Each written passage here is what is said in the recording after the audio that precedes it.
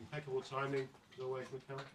Thank you. Thank you. Injury-wise, you've got 4 or 5 players who aren't seriously injured, who might be on the verge of a return. Can I just go through them with you? Yeah. Declan Rice? He obviously wasn't available. He had to leave the London Derby, and he hasn't trained yet. We have another session in an hour or two, so we'll have more news about him today. Gabriel Martinelli? Again, he hasn't trained, and we want him back. We need him back, but at the moment he's not been available. Leandro Trossard? Same situation. And Mikel Saka? Same situation. Would it be a judgment that you make based on what happens today, and also based on the fact you've got Lens and then Manchester City coming up as well? No, the assessment is, okay, is he fit enough? Is he done enough to be able to be selected tomorrow? That's the question mark, and so far he hasn't trained with the team. Are some of those nearer than others, or they all around the same? They are all in the same pool, and Willie as well had a knock. Fabio as well wasn't involved in the last game, so we have a few. We have to assess them today, how they see, and adapt to the situation, because that's a big number. The fact that with Saka, he's got this record consecutive run of games. If he came to you and said, "Boss, I want to keep that run going," would that be a factor? Well, that would mean that he's feeling good, you know, and B's got now enough experience and understanding on when he's ready to help the team and when he's not. But that's what all the managers want to hear, that they want to play and they are feeling good to play. That's the most important thing. And in terms of the goalkeeper, the ineligible goalkeeper situation, can I take it for granted that the keeper that starts will have a surname that begins with R? You are a genius. I have my answer for the rest of the season.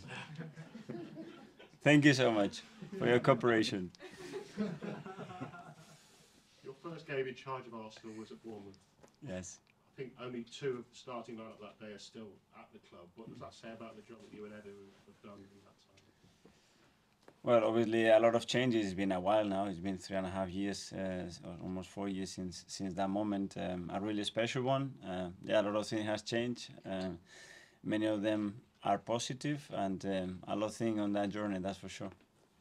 And Anthony Iraola was born within 3 months of you, 7 miles away. You're almost brothers. Well, we know each other really well. We played together. We had fantastic times together. We played in Antiguoco. It's a team in San Sebastian that has produced a lot of players over the years. They do fantastic work, and we were privileged to be raised there, to be educated there, and that's the beauty of football. That 30, 40 years later, we are together in the Premier League as managers, both of them, and I'm really, really happy for him. Is there something in the Basque region water that produces good football coaches? Well, first of all, is the passion about the game, about football. I think the education that we get, a level of coaches there is really good. They really take care of the academy. You have to see Real Sociedad, Athletic Bilbao, Eibar, all those teams. They do fantastic work to raise talent, and it's not a coincidence that a lot of players have come through there. Thank you. Thank you. Hi, Mikel. Hi. How would you compare your team today to the team that won 3-0 at the Vitality Stadium last season? Very difficult to compare. We want to play like we did that day, even better, and still win the game. You know, we have some changes, and the team is in a different moment. The objective is going to be the same, to be better than Bournemouth and beat them. Let's see what happens tomorrow. In terms of the goalkeeper situation, can you recall any periods of your playing or managerial career where there were 2 world-class goalkeepers fighting for the #1 spot every week? Yeah. Can you talk us through those situations? Since I was 13 years old. One in Antiguoco and the other one in Barcelona. My 2 goalkeepers in the team were Víctor Valdés and Pepe Reina. And does this inspire you in the way you manage the situation today? I don't know, but I was so safe. I look back and I have Pepe Reina and Víctor Valdés. I was like, we have a big chance to win the game. What's your biggest challenge this season in terms of improving your team? Well, playing better every day. Playing better and suffocating the opponent more, create more chances, concede 0, and play as far as possible from our goal.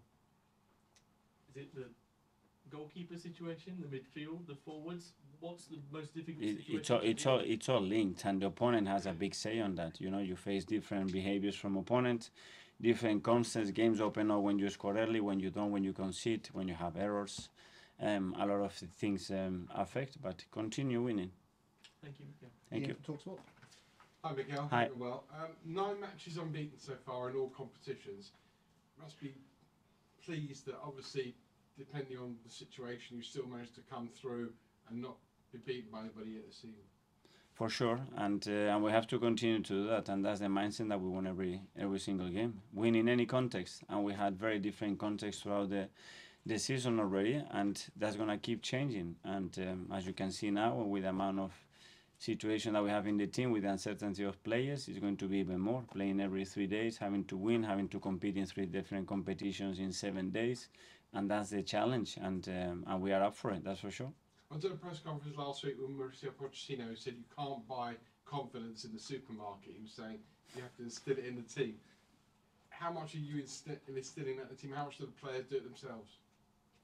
Well, it's a huge thing, and it is the individual one, and it is the collective one, and then is the one that is external as well, and that confidence obviously transmit to each other. And yeah, playing well and winning matches is always the best thing to do, and we are in a good moment. You've spoken about your friendship with the Bournemouth manager. How easy is that to put aside when you're going into a game? I think very easy. You are in winning mode, compete, get the best out of your team, and get in the battle. And before and after is a different story, especially after, but during there is nothing there. So you'll definitely pop in and see him after the game? For sure, yes. Okay. Can I ask you one final one? Apart from the goalkeeping situation, the only other person that seems to be talked about recently is Kai Havertz, who doesn't seem to, perhaps from the outside, settled in or produced his best form yet. How are you going to get the best out of Kai Havertz? Trying to help him as much as possible. Be next to him, giving the tools, giving the confidence, and giving the minutes to exploit his talent. There's so many parts of his game that he's doing exceptionally well, and we know the one that needs to keep improving. But as always, with any players, giving support, especially when you see a player that does what he does every single day, and the way he tries, the way he applies himself, is giving support, more tools, and if they don't perform, it's because it's up to us. So you hope that he'll play his way into form, basically? Yes, and he needs to glide within the team. You know, the amount of time that he's played in the left unit with those players is 3 times, 4 times, you know, and we're going to have to carry on doing that. And certainly we have the experience of that with many other players, and try to give him as much support and confidence as we possibly can, because that's going to help him for sure. Thank you. Hi, Mikel. Hi. Kind of linked to that confidence theme, Tomiyasu seems, since he went away with Japan and played against Germany, I think, to really be, back to his best, I think. Just how, I guess, important is that, and how have you seen him, I guess, develop over the past few weeks? Yeah. Well, I always said it, I'm really confident. The moment Tommy has consistency, he's going to be a tremendous asset for us. He's already is. He can play in any position in the backline, any formation in the backline, and we don't have a player like him. And defending is probably one of the best that I've seen in many situations, and his concept, his principle, the way he applies it, the way he goes into duels, and now he needs a run of game that physically is at his best. If physically Tommy is at his best, we're going to have a player that is going to be so important for us. When you say he's not like any other defender, is Yeah. it just, I guess, someone who's that tall but quite calm as well when he plays? Is that what you're talking about? Yeah, but especially the way he reads danger and the way he resolves urgent situations with a lot of composure, as you said, in the right way. His skill to defend, the way his body is built, it makes him a really complete player too, that is really difficult to get run past him. You know, he's always alert, it's the way he's been raised, educated, he's always super focused, and for a defender that's a big attribute. Mark from PA? Mikel, Hi. Danny said in an interview yesterday that you were the player above the rest of that pack that came through at the same time. What do you remember of him from when you were? I would say the same. I think he was better technically, especially than everybody else. He used to play as a winger, that winger coming inside when he was younger, and then as he got a little bit older in his career, he played as a fullback. He would be an incredible fullback, inverted fullback to play there. He would be a dream for any manager to have a player like him.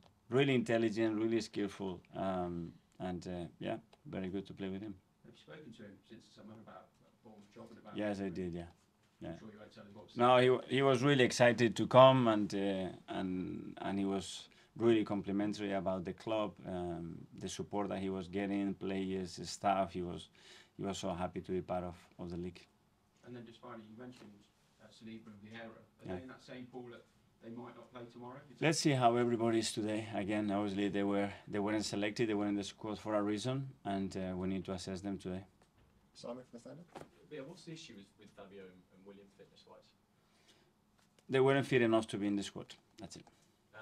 Of those 6, I think it is, have you got hope of any of them being fit for tomorrow? My hope is that everybody is fit and available, because we need them with the amount of games that we have already under the belt in the last 2 weeks, and what is coming in the next 7 to 10 days. Yeah, we need them. So hopefully today we get some good news. And is there anything you think has caused, to have sort of 6 players out? Is it the fact that you're playing sort of Champions League again this season? Why do you think you've had sort of this injury? Different reasons. Some of them happen in training, and some of them were knocks, some very small niggles, muscular niggles, but as well the load, coming from before the national team, after the national team, the load went through the roof. The demands continue to be really high, and the fact that we had 3 or 4 out already didn't give enough time to some of them to have the exposure that they needed. When you've got Man City next week, does that come into your thinking in terms of rushing players back? It's about now. It's about Bournemouth, and this is the most important game that we have now in the season. That's it. James from ESPN. Mikel, I just wanted to ask you, it's been a while since I asked you about your 5-phase plan. Are you in phase 4 now, or are you still in phase 3? Well, I don't have time between games right now to talk about the phase. The phase that we have right now is 24 hours to prepare a game in the best possible way to beat Bournemouth, and we can get into that maybe in an international break or when a little bit calmer. So you won't tell me if you're in phase 3 or 4? Now, no. Maybe in a month's time I can tell you. All right, I'll wait then. I'll ask you another time. Okay. Thank you. Hi, Mikel. I just wanted to ask about Reiss. When he's been coming off the bench this season, he seems to have found a lot more consistency and continue that in midweek. I'm just wondering what's changed, because before maybe he was a little bit more inconsistent with his performances, but over the past few months he really seems to have found a rhythm. Well, first thing, availability, and to find consistency, you need to be available. And if you miss periods, your peak of form is going to be disrupted, and obviously then you're going to have less chances to play. And now he had an eagle in pre-season, he was out, and now he's come back and he's finding form, and we need him. He has special qualities to play in wide areas in both positions, and especially with the situation we have now with the front players, it's been really important. And obviously he's been coming off the bench primarily. Is that where you see his role mostly as an impact player, or do you think we could also see him starting a bit more like we did in midweek? No, we have to see him starting as well, and we want to have a team that is more unpredictable and has the resources to rotate. They have to become starters as well. If not, it's not enough.